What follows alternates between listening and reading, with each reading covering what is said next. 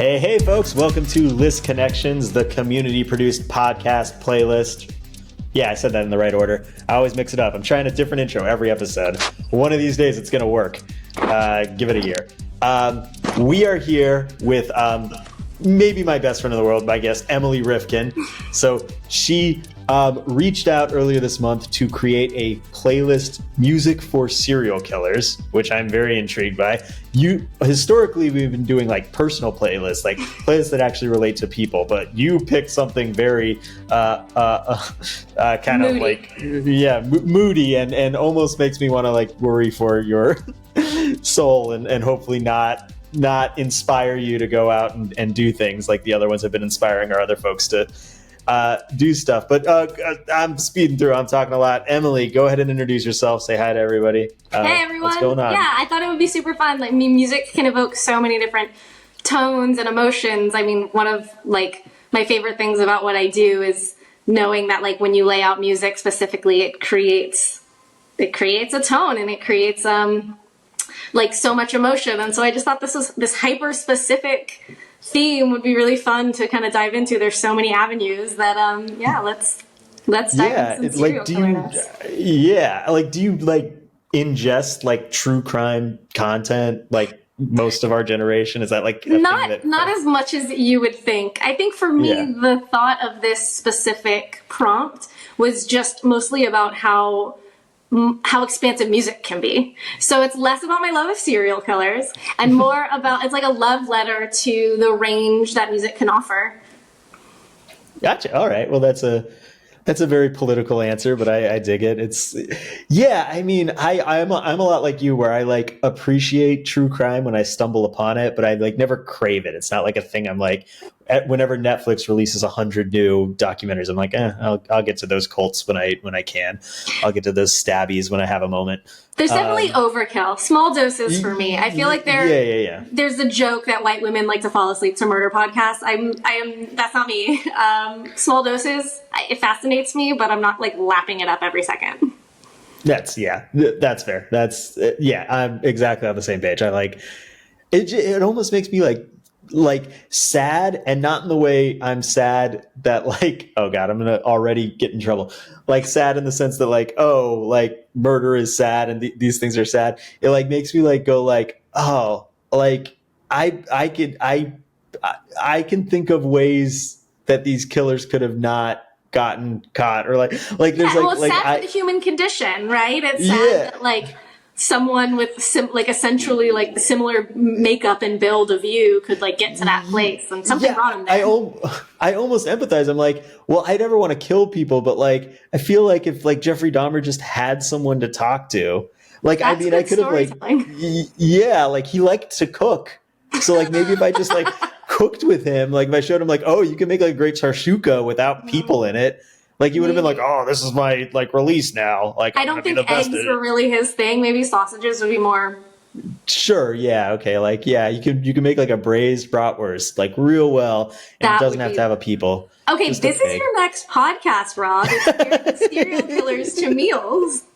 Yeah, just trading all, or like, who's the clown killer that killed all the boys? John Wayne Gacy. John Wayne Gacy. I kind of like, just be a clown. Just like that. I don't need to cook, but like just be better at being a clown. Like go be funnier. Like maybe get into stand up. Like a bunch of white male rage lives on that stage, and they don't murder people. So like that could have saved a lot of lives. I know. Yeah. I wonder how good he was at balloon animals. Probably great. I can make a dog, but that's it. Dog's easy though. It's just lines. Oh, that's impressive. I can't blow him up though. That's good. Or eel.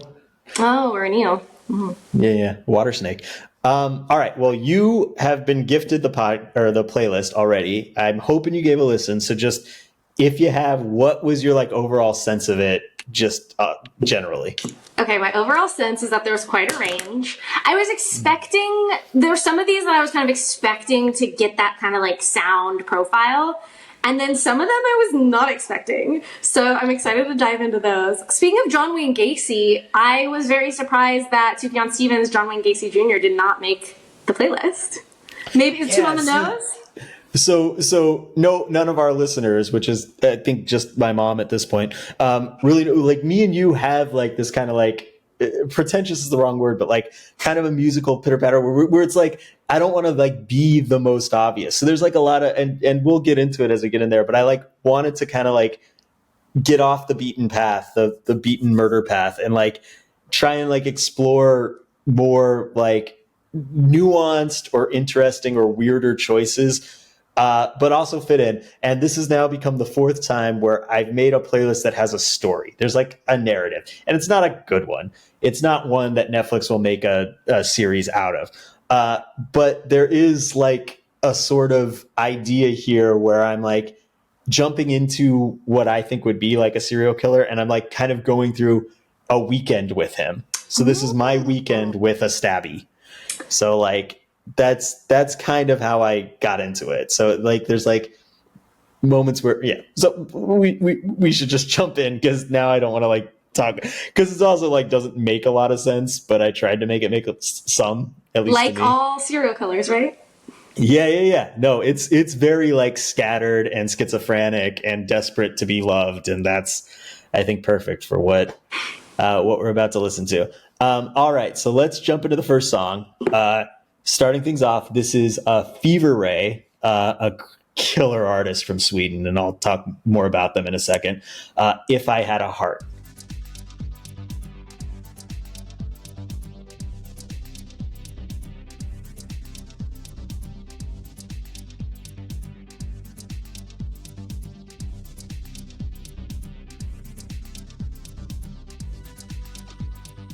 All right. Well, that was If I Had a Heart by Fever Ray.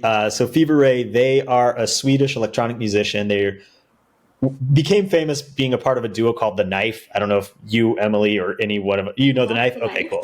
I love The Knife. Great. I didn't know that there was a correlation there. That's awesome. Yeah. And so in 2009, they decided to go solo, made this self-titled album. Hella creepy. They've been making albums now for the last few years. All of them hit real well. They're all very different and interesting and nuanced and bizarre. But this is like the most serial killer song I could like. It's like perfect. It's like dreary and dark and like menacing, but like also like sympathetic. Like it's really, it stirs me up in a way I like. That both scares me and comforts me. So, Evelyn, what did you think about Fever Ray, If I Had a Heart? 100%. Well, one, I think it's a killer start to the playlist. It could be maybe my favorite choice on this playlist. I don't know. It's hard to top. But I think the funniest, or like what jarred me the most, was like hearing all these like mouth sounds. It was like what made it like extra creepy is it kind of was like probably like an ASMR lover's dream, but like everyone else's personal nightmare. Just like it kind of turned into percussion. The wet, gross, like breathy, flappy stuff. Like, oh, it kind of gives me chills in the best of way. I just thought it was like it pushed this song, which already tonally gave me, like you said, kind of like this creepy but also warm serial killer vibe. Yeah. Truthfully, that like disgusting mouth flappiness just like pushed it over the edge for me. Oh yeah, mouth flappiness is the worst thing a serial killer can do.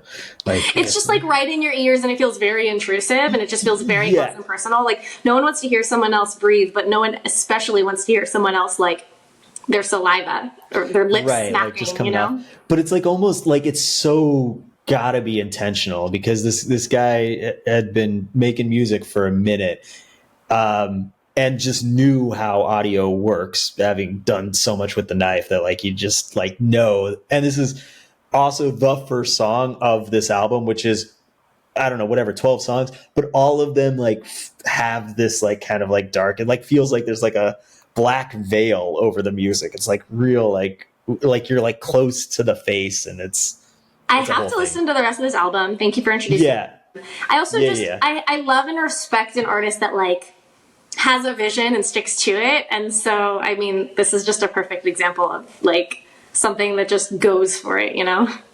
Yeah. And so in my insane hack together narrative, this is just like the the title card, the opening whatever montage to serial killer. Give him a name. What's a good serial killer name? Oh, I was thinking Dave, just because it's like so Cornelius. I don't know. Yeah, Cornelius is good. Cornelius is a fucking creepy name, right? I don't think there's ever been a Cornelius in history who I for feel sure like wasn't like it. The dude from Saltburn would play him very well. Oh yeah, the Barry Keoghan. That Yeah, guy. Let's just call this killer Barry Keoghan. Yeah, let's call him Barry. Okay, cool. Not inspired by anyone in particular. We just happened on that. It's a good name. Yeah. But this is like the dreams that Barry Keoghan's having in bed. He's like, I know I'm broken, but I kind of like it, and I think this is the only way I know how to function in this world. And then like the eyes open right as the song ends. Like that's my. Okay, I'm visualizing opening credits now. Great stuff.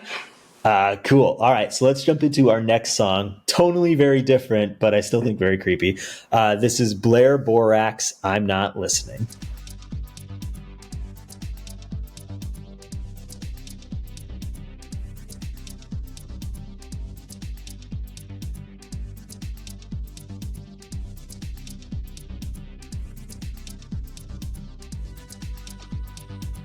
Alrighty, that was I'm Not Listening for Blair Borax. This is off her debut album, Tender Lately, which just came out this year. Like a hot off the presses. I love this girl. She is like there's not a lot about her because she's so new to the scene.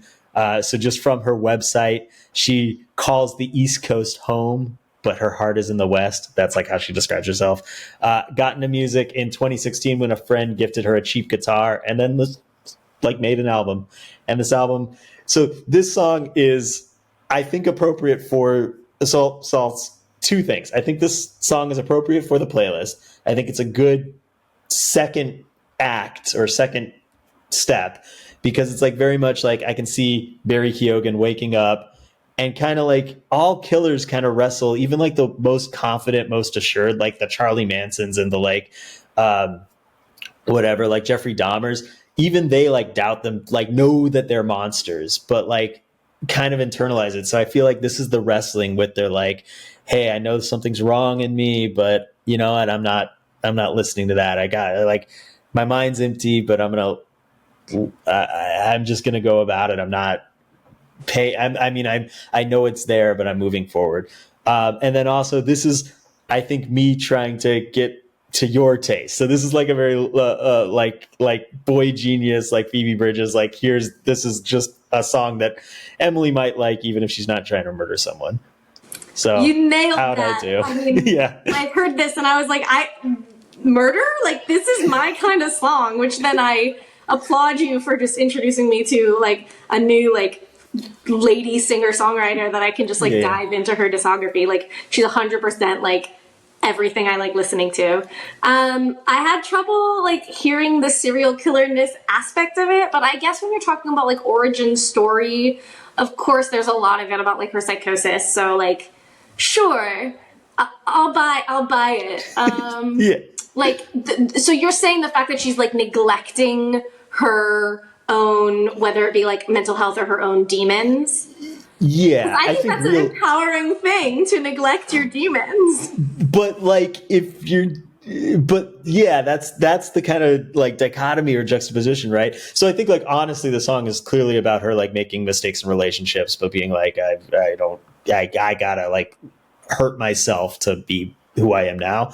But I think there's like the demons might not be the actual demons, because for like a serial killer, those demons are them. And so the actual demons are like, hey, don't kill people and be a sociopath. And they're like, right, but you know what? I'm like, I can't not, like, I get it. You're right, but I'm going to be me.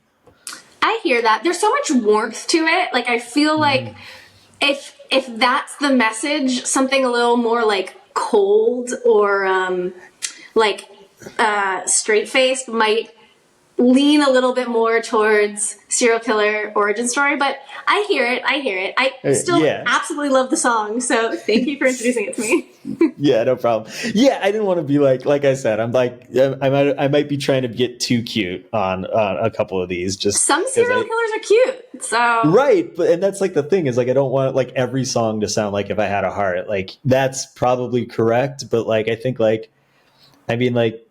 Yeah, John Wayne Gacy was a clown. Like he probably like. I guess that's also what psychopaths would listen to.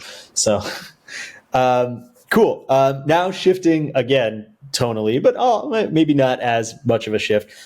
We got a classic. We're going back like 60 years now. This is the Flamingos. I Only Have Eyes for You.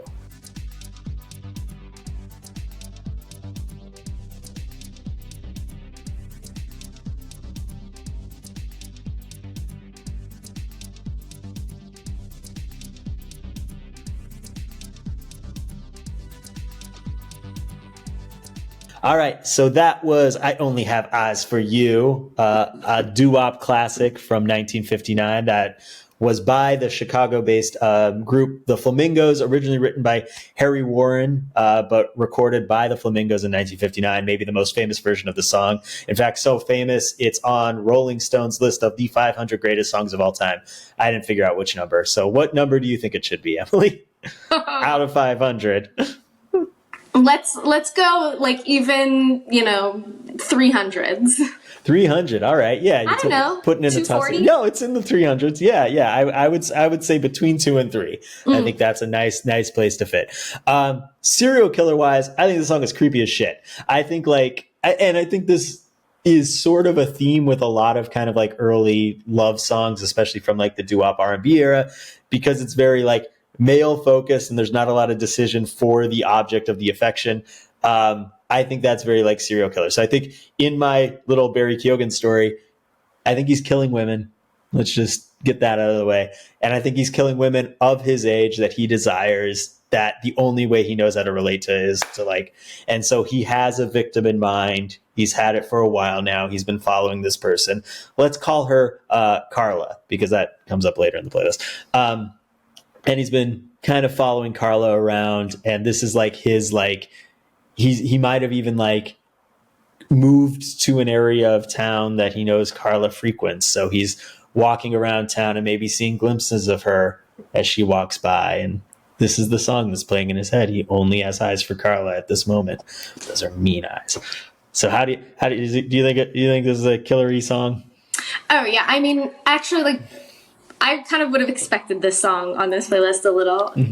It's so, I mean, I'm sure it's used in so much film and TV for this kind of purpose, with good reason, right? Yeah. I feel like it definitely has like a Don't Worry Darling kind of vibe. Or there was that TV show, which I didn't watch, but I feel like it was a 60s piece, Why Women Kill, or I feel like there's something there. I mean, maybe even a little bit of like, I don't know, like a Killing Eve, like, feminine kind of twist, but Mad Men-y-esque kind of thing.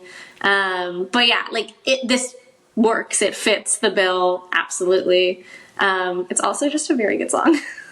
It's a great, I mean, it deserves the rankings of one of the greatest ever written, performed. But yeah, like you can just see the kind of modern pessimism of using this song, which is probably recorded with like all good intentions and truly a love ballad by one of these people, by Harry Warren. But like, yeah, you just see like blood and like blood on the knife as someone's washing it very gleefully.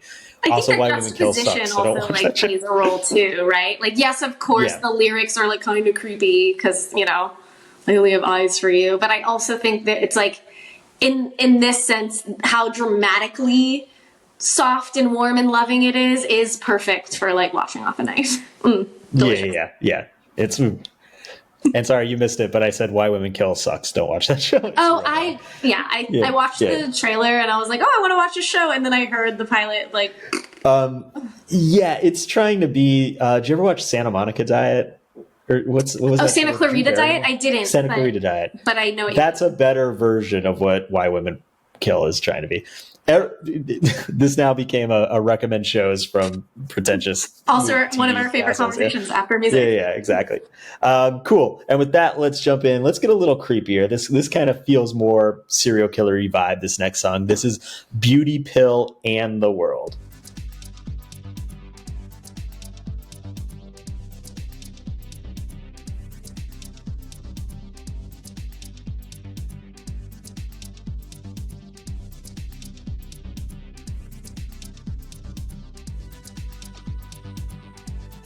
So that's Beauty Pills and the World. So Beauty Pill is this crazy art rock group from DC, founded by Chad Clark is the dude's name. So a lot of the music that they make kind of really doesn't sound like this. This is like a one-off, but they're like hard in the like performative art scene. So this is off their album. Oh geez, I had the name written in front of me. Beauty Pill describes things the way they are. This came from the DC Museum of Modern Art, invited them to record an album in the space. And they took that as like, oh, well, we'll just make an immersive project. So a lot of the music that is on this album, but elsewhere in their discography, came out of this like weird creation. Like, let's try weirder, different sounds and instruments. And so you heard like there's like a music box that's like kind of just turning the entire time there's a song. Yeah, it's great. Super weird, very creepy song. In my Barry Keoghan story, this is like he has the diorama. This is like the creepy, like it's at night. He's been following Carla all day. He's back at his place and he opens up. He's got like little pieces of her hair, a little fork that she might have touched, like little trinkets that have drawn him to it. And he's like looking at it. He's like recreating the like little kind of voodoo doll that he made of her. And it's just like listening to this bizarre song. And it's like truly about their like first, I imagine it's about the first meeting. I mean, the lyrics are like morbid and horrific, but like kind of sweet for a serial killer. They're about just like dying together. And so, yeah, how murdery was this one? This is pretty excellent. I mean, that intro is excellent. It's like this whole soundscape. It kind of made me feel like someone's like stalking in the woods or something like that. It had like so much like forward momentum. But now that you say this diorama, like little trinket, little miniatures, totally see that. Totally on board with that. It did lose me a little with the whole like kind of like traditional Chinese music like instrument, but then the vocals brought me straight back again. Mm-hmm. So it is a journey. I absolutely love it for this theme, and I love it even more now that I'm picturing like a little like shoebox of like mini Carlas and little things that mini Carla likes to mini do. Yeah, and then right before the commercial break, he like closes the shoebox, puts it back on the shelf, and it zooms out, and you see like a dozen other shoebox with like Stacy, Laura, Samantha. Like you just see all the names, and you're like, no, Barry Keoghan's not fucking around. This is his thing. Also, the album art in that like deserted hallway with what might be blood on the walls, like it's really it's hitting. Yeah, Beauty Pill's a real like. I mean, I want to recommend them, but you got to kind of have like an appetite for. I mean, Talking Heads is being generous, but like that kind of like all these songs are going to be very different. Like this song, they're all like good and they're moody and they flow together, but this is like nothing like what the rest of the album songs. It's like true like rock music on this album, and there's true like blues music on this, and there's like jazzy shit, and it's like this is like the one dark one. But you can tell once you said performative artist, it's like of course you can tell from this song that they're definitely like experimenting with every very like Yoko Ono-esque. Yeah. Cool. All right. So now to get like definitely the opposite of like very intentional, like illustrious wall of sound music, we're going to go low key with Covey. This is Dog and Bone.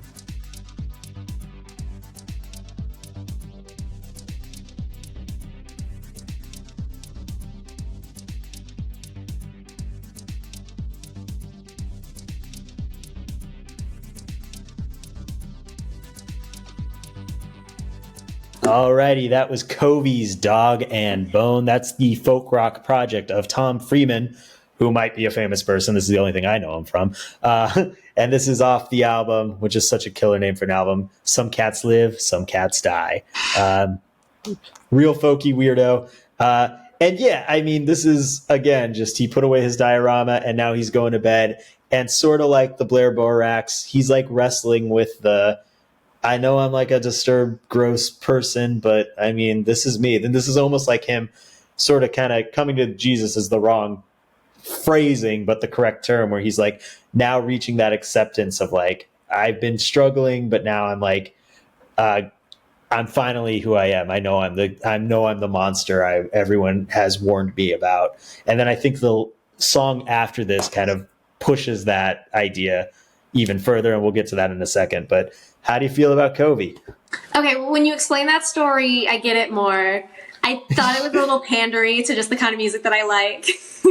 and it was like, I'm trying to be, I didn't want to, and we'll get into this later, but like the easy answer to this playlist is like heavy metal bullshit, where it's like so on the nose, and like that's the like thing David Fincher thinks like it's 9 Inch Nails and like everything that's got, and that's not really your genre. It's fine by me, and there's some of that in here, but like I wanted to make a playlist for Emily. I love it. It's Emily's serial killer playlist. It's not Emily's serial killer playlist. Yeah. But in that story, I feel I'm seeing it a little bit more. At first, I kind of just thought it was like mild sad boy music, and I was just like, just because someone's sad doesn't mean they're a serial killer. But I get it. I get where you're going now when you explain that story. So I'm back on board, and I also want to listen to more of their stuff.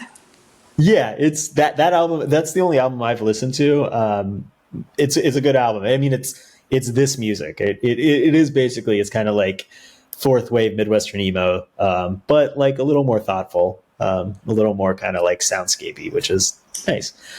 Cool. And they're doing folk, right? Like I like his vocals and yeah. And it's like simple. It's like guitar and like the snare and the kick drum. Is that what it's called? You're an actual drummer, you know it. Kick drum's the big one at the bottom, right? The one that you use your foot for. Yeah. What? Oh, no shit. Oh, okay. I'm learning so much about music.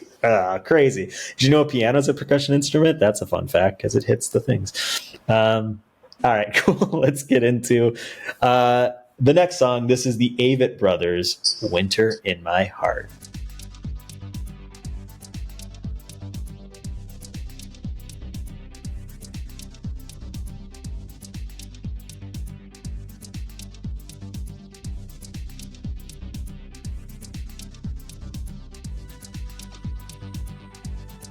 Cool. So yeah, I've been a big fan of Avett Brothers since early college. I think this song is pretty perfect for this playlist, kind of going hand in hand with the Covey song that just came before, where it's like he's sort of like reeling and thinking maybe, and this is like he gave up. And he's sad about it because it's a sad thing to realize you're a monster. I mean, movies paint them to be kind of like anti-heroes where they like just indulge, but I think people are complicated. I think monsters that really exist in the real world have very kind of moral tangles that they don't like what they're doing, but they can't stop themselves. And I think this is his final, like, I have nothing in here and this is me, and sorry world, you're just going to have to deal with me for a little bit until it stops. So yeah, how do you feel about Avett Brothers, Winter in My Heart, Barry Keoghan being sad? Okay, this one confused me a little. I could tell like you were going with the sad boy angle again. I feel like there are sadder sad boys. I guess like, you know, the Elliott Smiths out there, the Mount Erie Neutral Milk Hotel, Sun Kill Moon, like there's sad boy okay, shit I'll let you out finish. there. Yeah, but all of those are very self-deprecating in the sense that like I'm like all their songs very much announce that I'm cutting myself and drugging myself. Whereas this I feel is like a little more like just a realization that I'm sad and almost sad for no reason. Like there's no mention of like, you broke my heart. I mean, there sort of is, but like, it's less about like, I'm sad because the girl left me or my parents don't understand me or like the drugs aren't working the way they should. Like, this is just like, I just have nothing in there. It's beautiful outside and it's sad in here. And so, yeah, I think I agree with you. I think this is like the least like creepy Halloween-y, but I think in my narrative it works. I mean, I'm loving the narrative. So now that you're giving me that context, I see where you're coming from. But out of context, I was a little bit like, what, sad boy equals serial killer? Yeah, I mean, it can. Sometimes those sad boys, man, they get sad and they do shit. But yeah, I mean, I think good song. I think Avett Brothers, cool band. But now we're gonna change things up real fast. Um, I can't even pronounce this song as well as you can, so I'm gonna let you introduce this next one, if you don't mind. Sure. Wait. I mean, I know L'Impératrice, but I'm forgetting the name of the song. Père de Fille. Père de Fille. Père All de right. Fille. Get I out don't your have a good dancing French shoes. accent, but This is a Père de Fille. There's a little bit of a beard. Nah, that sounds like Italian and racist. All right, here we go. Enjoy this French disco hit.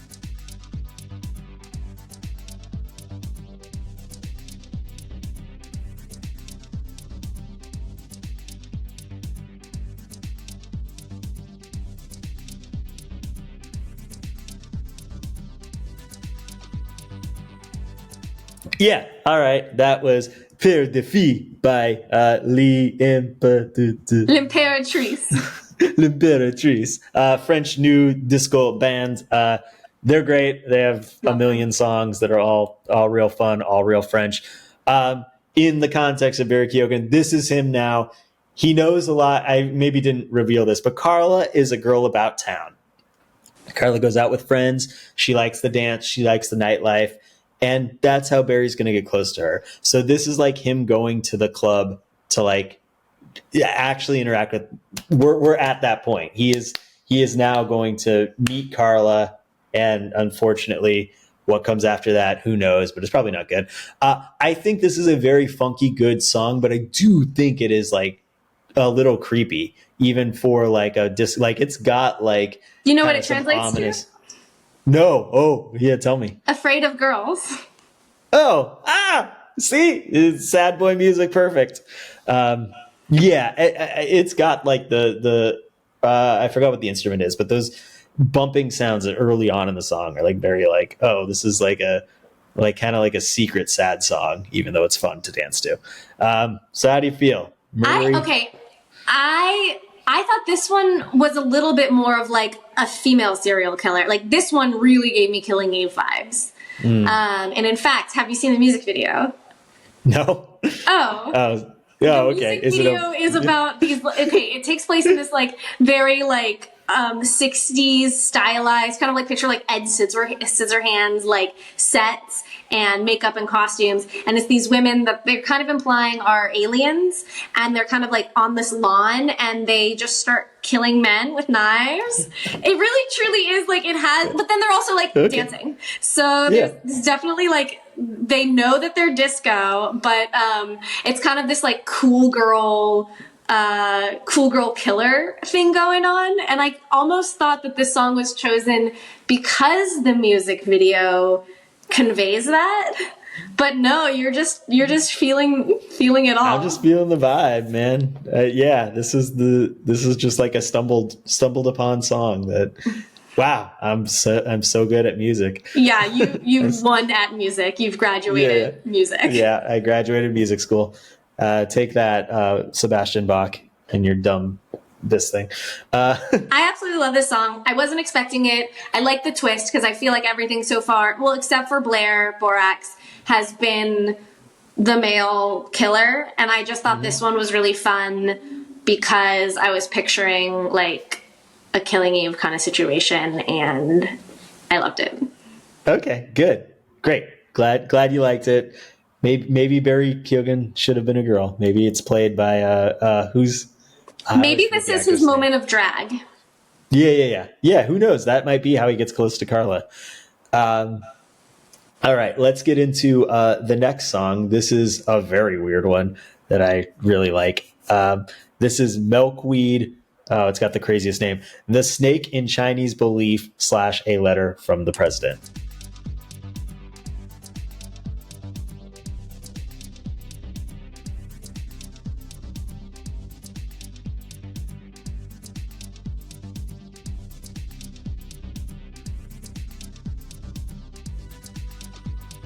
Alrighty, that was Milkweed with a long title that I'm going to say once more just to eat up more time. The Snake in Chinese Belief, A Letter from the President. This is a folk trio from Brooklyn. This is off their brand new EP. I think it came out this year or within the last few months, called Folklore 1979. They're a very like kind of folky, but like historical folks. They're doing a lot of like Southern folk. They're doing a lot of like Irish folk, like throughout their whole discography. This album included. Most of their albums are inspired by ancient literature, but I couldn't find because this one's so new. There's not even like a lot of digest about it. Like there's one review, and it's like, yeah, this one's good. So I have no idea what inspired this one. I know what inspired a lot of their other music. It's super interesting. It's like Charles Dickens and Edgar Allan Poe, but then even like kind of like Greek Orthodox like accounting of religion and stuff. Yeah, they're a super weird band. This is a super weird song, and I kind of feel like this is like almost like the intermission. So there's not really a moment of, and this song, by the way, it's worth mentioning. The song is very short. It's like a minute and a half.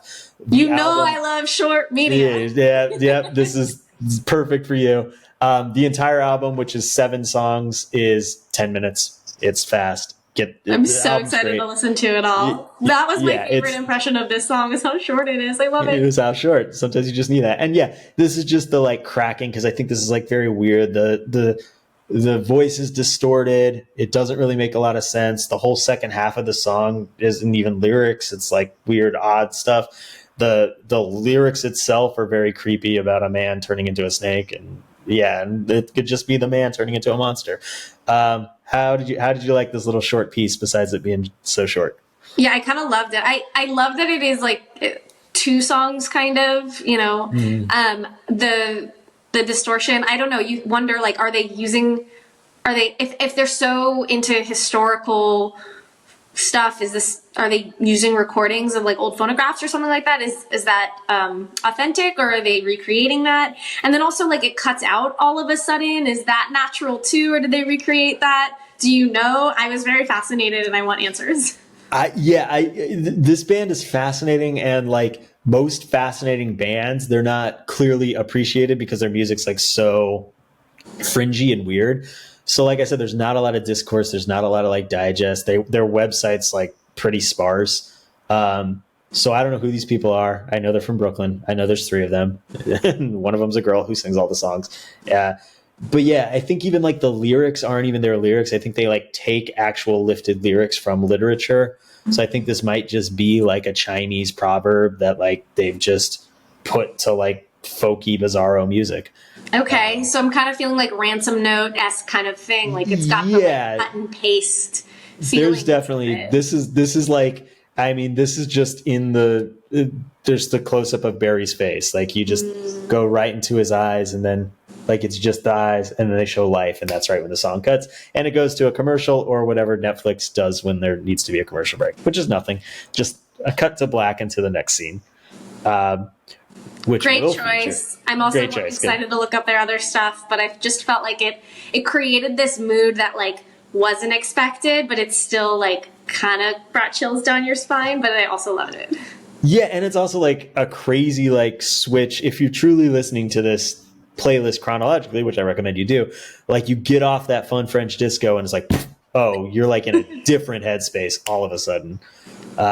And that's like he leaves the bar to do his own like little sign. Yeah, like this is Carla's walking out with her friends as the song fades, and you just see Barry like in the distance coming right behind her, like a little creepy short Irish shark that he is. All right, let's get into curation.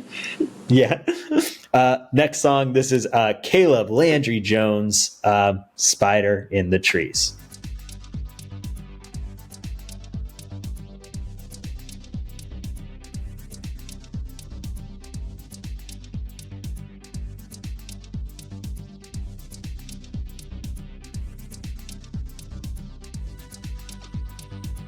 Alrighty. That was Caleb Landry Jones, who is a pretty prominent actor. This is that actor. Is not like a weird folk singer who just has a very the same name. Spiders in the Trees. This is from his Oh, I didn't even write the name of the album down. But the album is, so he was just recently, if you know this actor, he was recently in the Luc Besson movie called Dog Man, where he played like a cross-dressing superhero that lived in the sewers with a bunch of dogs. This is not the soundtrack to this album, but everything he wrote for this album was from that movie. Like he like based this album on that character, and then Luc Besson was like, "No, I'm going to use my own crazy '80s music, whatever you want to do." And then he just released it kind of in unison. So yeah, that dude's got creepy serial killer vibes. If it wasn't Barry Keoghan, it would be that guy. And yeah, and just like this is the Barry Keoghan approaches Carla, makes contact, and it's sort of starts off like this innocent, almost a conversation, and this is the conversation, and she's like, you're like you go to the same bakery I do. Oh yeah, that's right, that's where I see you. And he gets a little closer, and then just kind of chloroform rags her. Like it's like one of those things, like you just like, and it's like very soft and still menacing, but you don't know when the menacing thing is going to happen, and it never really does in the song. But it's got like it's not a vibe you trust. So, how'd you feel about I can picture that scene perfectly. I also maybe picture him like dragging her behind him afterwards, but like with a pep in his step. I just starred this song. It is absolute perfection for this playlist. I actually like didn't write any notes. No notes. This song is absolute perfection. But upon re-listening, I'm just like, just everything about it, it's so off in the best ways. Like the tambourine, the cowbell, like there's this dissonance, like this weird, like out of sync. It's just like perfect. Yeah. Great choice. I absolutely think like this is what I think of when I was expecting like murderiness. In the best of ways. Good. I had to get at least one in the pocket. So I got it. You got many in the pocket, but this one is just like exactly everything I was expecting and then some. Right, because it's like there's no drama about it. I mean, there is, but it's like not like very like when you think of serial killers, you think of the psycho. Like there's not. But you and I had that conversation before. Yeah. That like there's definitely like a quiet, broody like internalness to serial killerness, and this just nails it on the head. Yeah. So he's a pretty good actor. He's a pretty good folk singer. Let's see what he does next. Speaking of what's coming next, this is the next song. This is "Shape of You" by Kiso. Well, cover. This is an Ed Sheeran song, "Shape of You," covered by Kiso.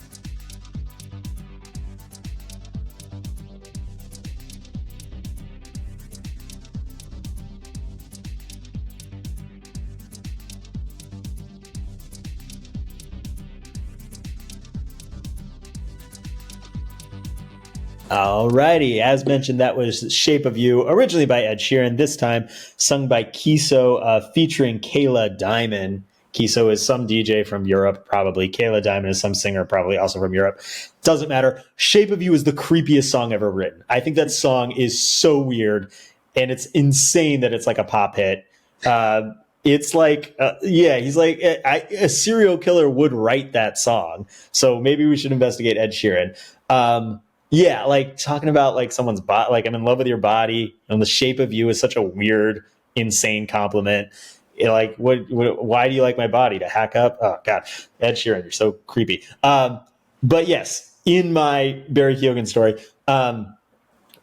Carla's now at home, at Barry's home, and Barry might not want to like kill her immediately. Like he's reaching for like love and affection and a partnership.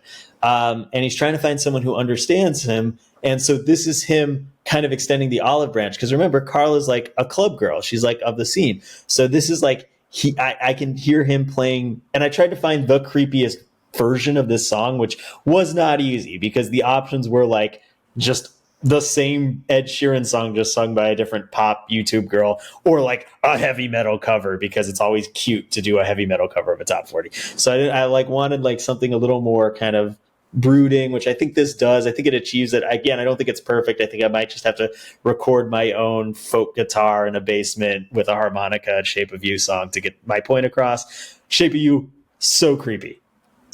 Have at it, Emily. Now that you explain it that way, totally get it. 100% on board. I was very confused at first. I didn't get it, but when you explain the story, definitely. I feel like Emerald Fennell would have this in her version of this movie. So yeah, you've sold me. I agree. Edward Sheeran doesn't get creepier than him. So yeah, makes sense. No, and he's like a little weird. He's like a love bomby kind of creepy white dude, but most of his music is like pretty harmless. Like it's like very sweet and nonsense and surface level, but like describing like my bed sheets smell like you is such a weird thing to say to a person. Like, and like to be like flattered he's like by that, spinning alive kind of. Yeah, like it's like he's just like I can picture him just while she's asleep after the club, he's just like almost petting her like silhouette and being like, I finally got you here. This is the body I've been missing the whole time. Like it's just like, what a weird song. This is a weird song. He's like pulling a single hair thread. Yeah, if you like it, man, I'm not gonna yuck your yums, but man, listen to like Taylor Swift or like Ariana Grande. Their club bangers are harmless and not about like a person's shape. Ugh. It definitely, okay, I do see the Emerald Fennell thing going on here because it definitely has like moments of like that bathtub scene from Saltburn. So yeah, no, it's like truly, yeah, it's like very like okay. Now let's get into some truly intentionally creepy music. This is where the whole story comes together. Baxter Dury, this is Carla's Got a Boyfriend.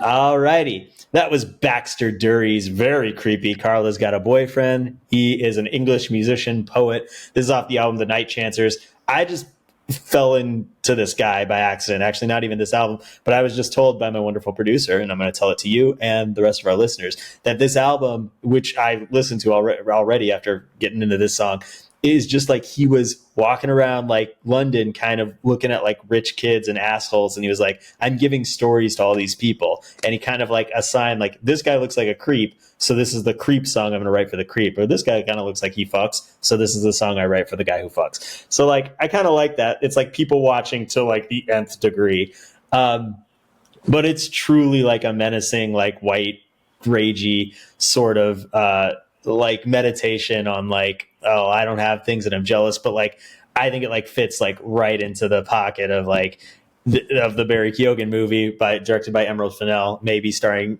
Caleb Landry Jones if he's not busy. Yeah, because he's just like, he's gotten her there. He's maybe incapacitated her in a way that she's not quite dead, but she really didn't react very like open to his Shape of You performance. So like she's kind of out and he's kind of like discovering who she is, and she's like, oh, she's not available, she's not my like dream shoebox girl, she's got a boyfriend. And so it's like him like kind of like seething and like, oh well, now I have to finish the job because she's not the perfect virgin that I was expecting. So yeah, just a mean, angry, good song. What do you feel? That was entirely conveyed. I loved it. I definitely, yeah, you feel like the stalkery, but like habitual stalker, right? Like this is just something he does. Like you get that. My first impression was just how moody it is, but in the best way. It reminds me of the I drew this when I was listening to it, that emoji with like the eyes just going to the side. Like it's just very like moody with like side eyes. I don't know if that makes any sense, but it made sense in my brain, so I went with it. But everything you said about like him like creating this story for Carla and then being pissed about it, like yeah, pretty clear and not only the lyrics, just like in the instrumental and everything, and the delivery, and it's great. It's a really intentional dark song, and this dude, I mean, he's a great, I mean, I don't know if this like hooked you like the way the other songs like maybe want to explore a discography. His is worth exploring because he's truly an individual. Like he like makes like like his most recent album is a lot more optimistic. Like it's really like a beautiful, but it's like not songs. It's like kind of like spoken word, but yeah, it's songs. I mean, they're all songs, but you know, like different than like music. But I love that out of a musician. Yeah. So I'm on board. I'm looking him up. Can't wait. Thanks for another amazing rec. Awesome. Cool. That's the whole point. I just wanted to impress you. This is not even a pod. I don't even release these. I was just trying to get like Emily on board with the musical taste. That's some serial killer shit. Serial killer. Yeah. I just podcast? My podcast. Nikita's not even real. It's just me talking to. talking to myself. I haven't seen Nikita. Tonight. By the way, listeners, Nikita's our amazing producer who will never be on camera. Not because he's not real, just because he's shy. Says all right. Serial killer. Yeah. That's exactly what the serial killer would say. All right, let's get into something real heavy. This is the Power Man 5000, Tonight the Stars Revolt.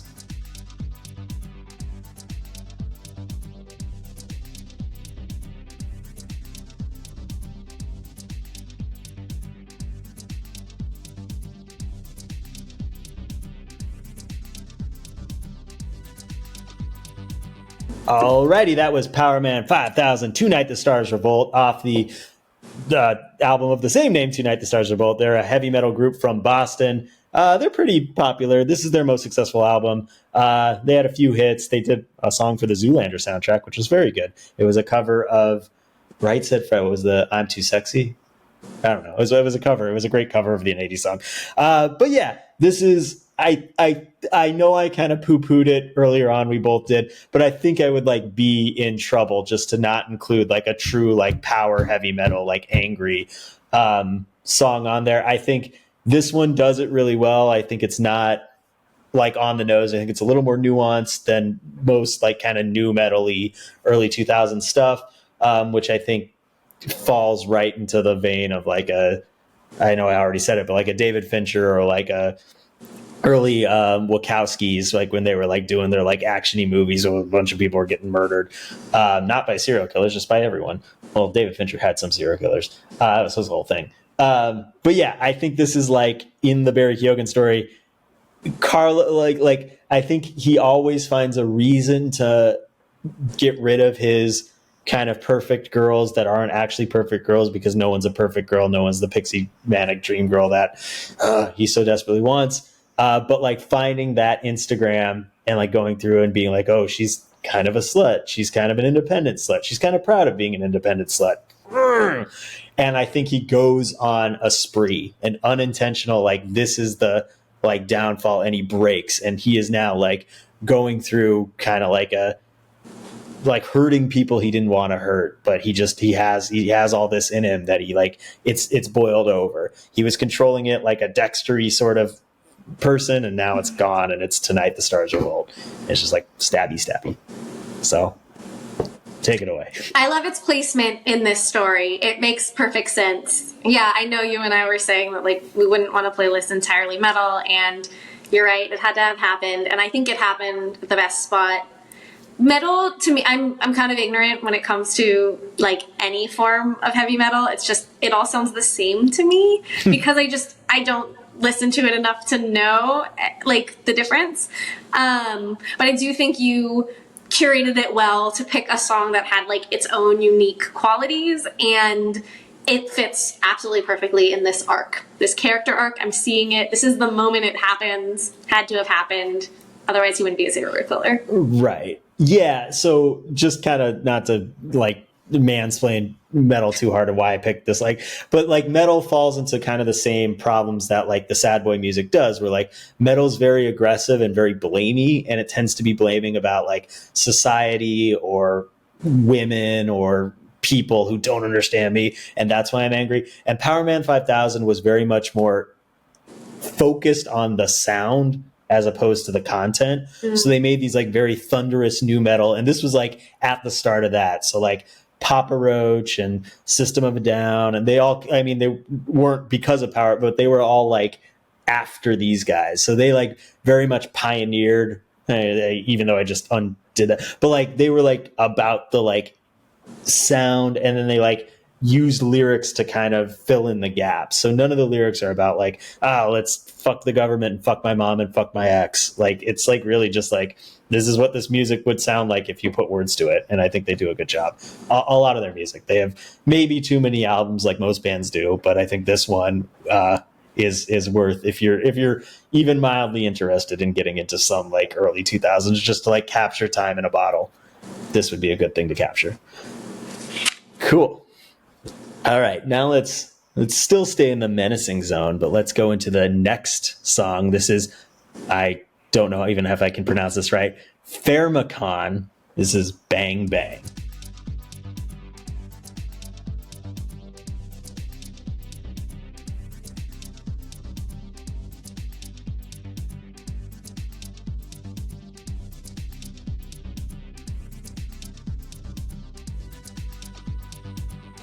That was Pharmakon doing Bang Bang, a cover of Cher's original song from 1966. So Pharmakon, this is artist and musician. Her name's Margaret Chordayat. You got a crazy alter ego. It would suit you to have a crazy last name that I can't pronounce. So she's a visual artist from New York. Music has been described as confrontational and concise, which I very much like. And this is off her album Bestial Burdens.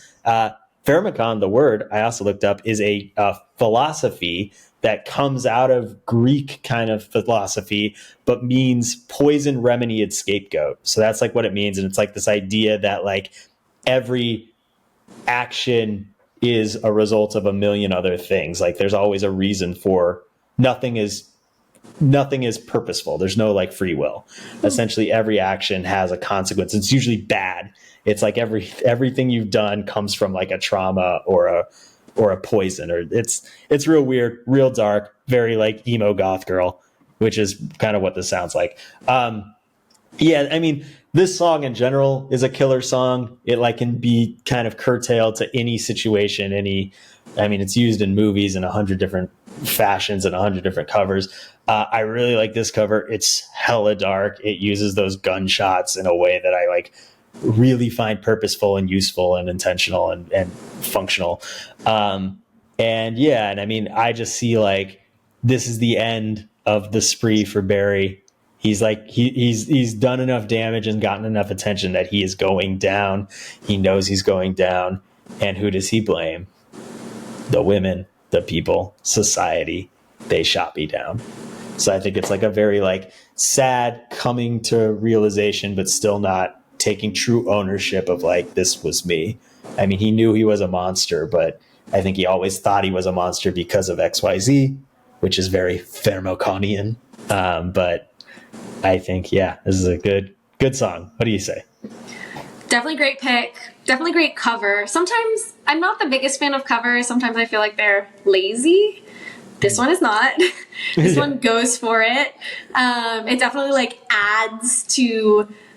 Obviously, the original would work in this playlist too, but it'd be a little on the nose. But like this version of it is 100% like what we're going for with this playlist. So kudos to finding it. I'm fascinated by what that instrument is in the beginning. Like just everything about it is so like unsettling and confusing. And then the vocal distortion, it's perfect. It's just like, it creates this, exact vibe that we're talking about. I'm really interested in your version of this Barry Keoghan story because I still saw it as a little bit of like the Killing Eve kind of character, but I'm buying your version. So yeah, like I'm accepting his realization of like his takedown. Yeah, so I think at this point he knows it's over. But I mean, maybe go into detail. Like, what was your interpretation of like? I guess I didn't know this was following one character. This whole playlist. Oh, gotcha. So for me, I just thought this was a nice variety of like, this goes back to the lady serial killer, But it works. Your way works too. I'm into it. Gotcha. I love it. Great song, cool. Great pick, great cover. Thank you. Yeah. And please, listeners out there, you don't have to make your own interpretation of it. This is just me putting together a thing for a friend. So, Here we go. And we have reached the conclusion of the Barry Keoghan movie, the podcast, the playlist. And to go out, we are turning it to Vegas rock band Playa Royale with their very ominous, creepy song, Tonight is the Night I Die.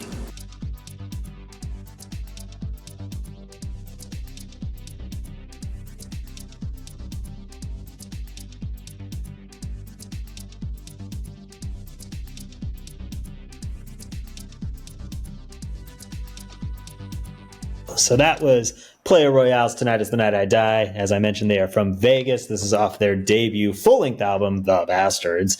And yeah, it's this kind of like real moody, but like moody in the like a 30 Seconds to Marsy moody, like where it's like a almost like a put on emo boy, sad boy sort of deal.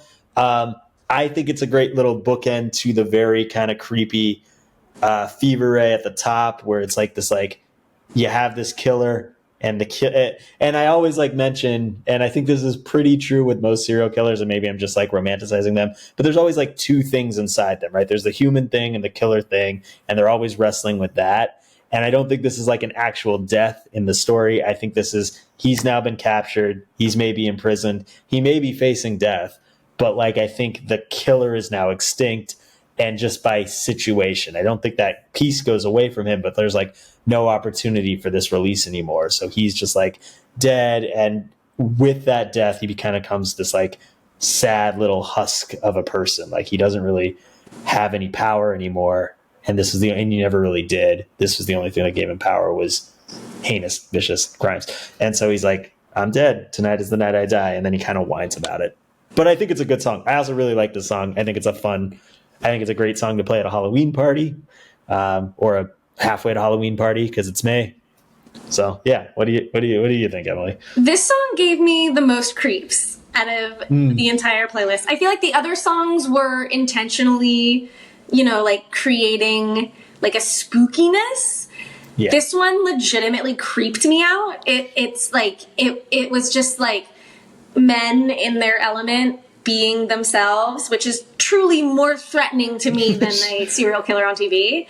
And so, like, good pick for that. I don't think they're as self-aware, whereas I think the other musicians are like trying to create a mood and like a creep factor. This just legitimately creeped me out by them singing their hearts out. Kind of reminded me of the whole like man or bear debate. Yeah, because it like legitimately, it was the one that like actually gave me the chills, but not in a like fun, I'm watching a movie way, but in a like, is someone actually standing behind me? Like this is their profession and their chosen song, and like men are fucking creepy. Yeah, I mean, you're not wrong for a lot of unfortunate reasons. I kind of give them a little more credit. I think they're not. I think they're not on the same level as a lot of the other people who came before them in this playlist, right? You're right. They're like making a song to be creepy, and I think this is how they're creepy, is they just like do base level, like death is creepy, sadness is creepy, struggling is creepy, and so they kind of like live in that thing. But I think there's room for that in a musical zeitgeist. And maybe I say that because I'm a man, so men don't creep me out. But yeah, I think. I wish I was doing a podcast with a bear then. Yeah. Sorry, it's it would be shorter. They just get distracted by a salmon or a person and then leave. Yeah, no, it's I like it, but I agree. I like it the way you like McDonald's or like action movie. It's I know it's surface level, and it 100% is, and I don't think it's trying to be anything much more than that. But I think there's room for that, and everyone wants a cheeseburger once in a while. It fits the playlist. It legitimately fits the brief. I see the art. It's working. Like I said, like we're asking serial killer, and you delivered. You creep me out. So great job. Great. Well, boo, we did it. We made it to the end. We're both alive, so congratulations, we survived. Did you, I mean, you kind of mentioned a few, but was there like a standout? Which one was maybe just a favorite for the playlist, but maybe a favorite for Emily. I think we kind of talked about this, but I think Fever Ray was my favorite for the playlist, and Caleb Lindy Jones. Both of those were my favorite for the playlist for sure. But yeah, I will be looking up Blair Borax. I will be looking up Baxter. Yeah. And yeah, I mean, most of them I want to listen more to. I feel like there's a ton in there that I'm just excited to like discover their discography and learn more about what other songs they make. Because I have a feeling they have very expansive styles within their albums. Yeah, awesome. Well, good. I'm glad, because this is maybe the most self-conscious. I've only done a few of these, but this is the most self-conscious I've been, because you're very much my like most music-loving friend, in the sense that like you don't hold your punches. You don't like fuck around with something that you like. You won't make room for the McDonald's McDouble the way I do. And so I really was trying to impress you. It sounds like I did. I'm very glad. I hope I impressed the audience out there in the world. And before we go, I'm going to throw it to you. Do you have anything you want to plug? Do you want people to check you out in some capacity? I know you have some cool stuff that you've worked on. Leave me alone, serial killers. Oh, yeah. Don't follow her. I mean, unless you live in Los Feliz, near and around this. Who is there? Yeah. No, anything you want to check nothing out? current. Just been doing my own stuff. I haven't really made new cartoons of my own in a very long time. You can check out really old stuff, but that would be very serial killery of you, wouldn't it? I don't know. You're about to check out some old albums by these new folks. That's like a nice thing. Check out old art by artists. True. Well, yeah. If anyone's interested in old animated content about the mind, I mean, I feel like some of these songs it would work. I made a web series, an animated web series stick figure. It's called Gremlin Girl, and it's on YouTube. It's so good. It's so goddamn funny. Yeah, please check that out. And Rob is a voice in one of the episodes. I am a voice in one. That's right. Oh my god. I like it even though I'm not a voice in most of the episodes. Cool. All right. Well, we're going to call it here. I'm going to come back with you in a second. We're going to have a little bonus fun thing that we're going to do. But thank you, everyone, for listening. Thank you, everyone, for loving music. Please don't kill anybody. Just kill those beats. It's not a thing anyone says. All right. Sweet. I've been Rob. This has been List Connections. Thank you very much. Bye.